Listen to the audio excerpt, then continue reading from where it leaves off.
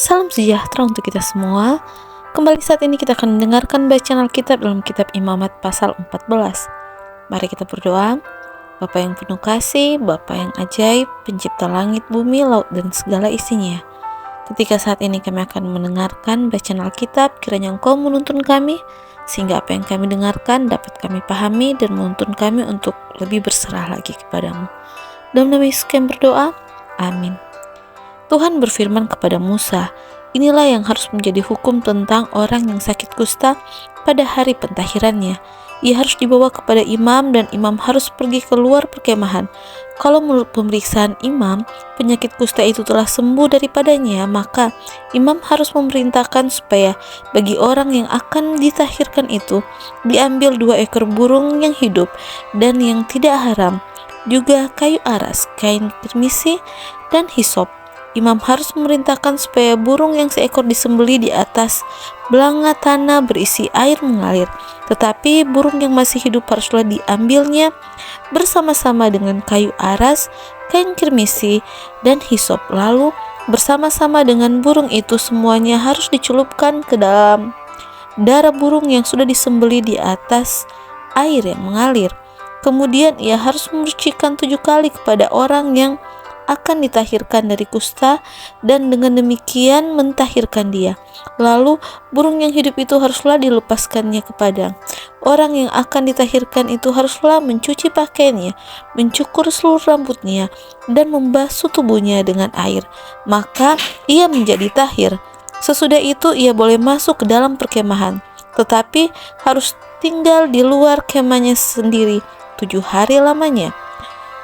Maka pada hari yang ke-7 ia harus mencukur seluruh rambutnya, rambut kepala, janggut, alis, bahkan segala bulu harus dicukur. Pakaiannya dicuci dan tubuhnya dibasuh dengan air, maka ia menjadi tahir. Pada hari yang ke-8 ia harus mengambil 2 ekor domba jantan yang tidak bercela dan 1 ekor domba betina berumur setahun yang tidak bercela, dan 3/10 eva tepung yang terbaik diolah dengan minyak sebagai korban sajian serta 1 log minyak. Imam yang melakukan pentahiran itu haruslah menempatkan orang yang akan ditahirkan bersama-sama dengan persembahannya di hadapan Tuhan di depan pintu kemah pertemuan. Dan ia harus mengambil domba jantan yang 1 ekor dan mempersembahkannya sebagai tebusan salah bersama-sama dengan minyak yang 1 log itu, dan ia harus mempersembahkannya sebagai persembahan unjukan di hadapan Tuhan. Domba jantan itu harus disembelihnya di tempat orang menyembelih korban penghapus dosa dan korban bakaran, di tempat kudus karena korban penebus salah. Begitu juga korban penghapus dosa adalah bagian imam. Itulah bagian maha kudus. Imam harus mengambil sedikit dari darah tebusan salah itu dan harus membubuhnya pada cuping telinga kanan dari orang yang akan ditahirkan, dan pada ibu jari tangan kanan, dan pada ibu jari kaki kanan. Imam harus mengambil sendiri dari minyak yang 1 log itu dan menuangnya ke telapak tangan kiri imam sendiri. Ia harus mencelupkan jari kanannya ke dalam minyak yang di telapak tangan kirinya itu, dan sedikit dari minyak itu haruslah dipercikannya dengan jarinya 7 kali di hadapan Tuhan.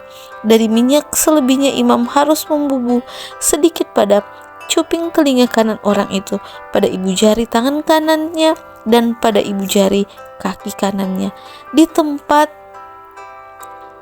mana darah tebus salah dibubuhkan.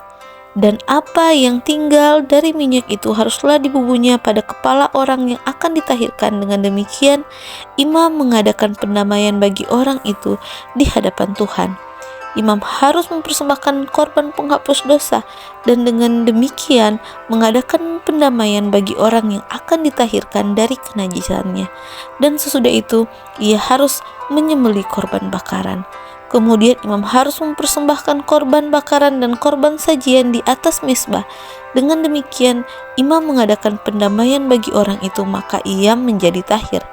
Tetapi jika orang itu miskin dan tidak mampu, ia harus mengambil domba jantan 1 ekor saja sebagai tebus salah untuk persembahan unjukan, supaya diadakan pendamaian bagi orang itu. Juga 1/10 eva tepung yang terbaik diolah dengan minyak untuk korban sajian, dan 1 log minyak, dan lagi 2 ekor burung tukukur atau 2 ekor burung merpati sekadar kemampuannya. Yang seekor harus menjadi korban penghapus dosa, dan yang seekor lagi menjadi korban bakaran.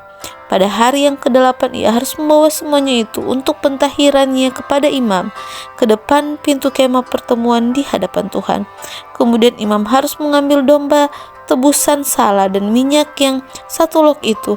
Lalu imam harus mempersembahkan semuanya sebagai persembahan unjukan di hadapan Tuhan.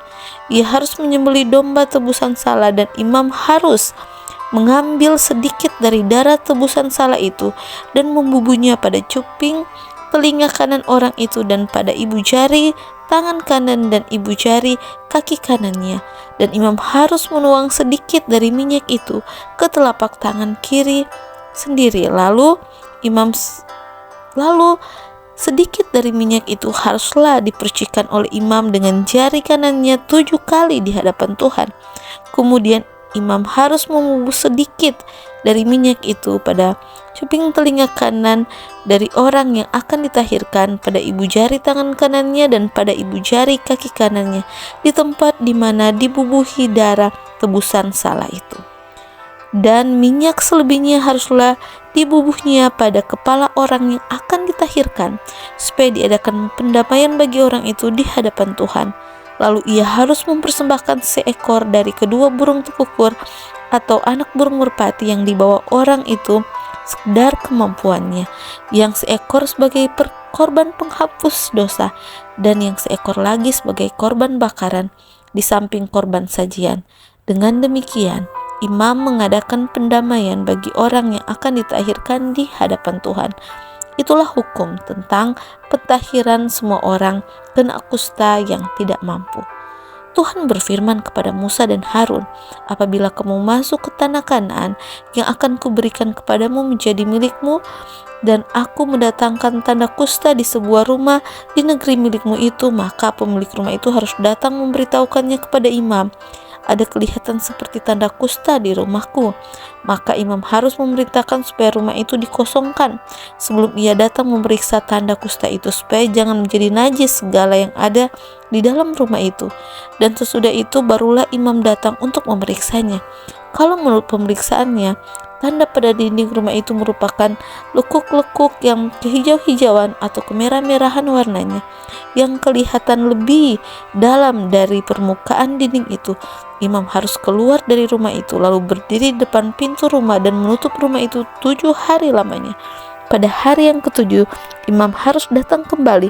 Kalau menurut pemeriksaannya tanda kusta itu meluas pada dinding rumah, maka imam harus memerintahkan supaya orang mengungkit batu-batu yang kena tanda itu dan membuangnya keluar kota ke suatu tempat yang najis.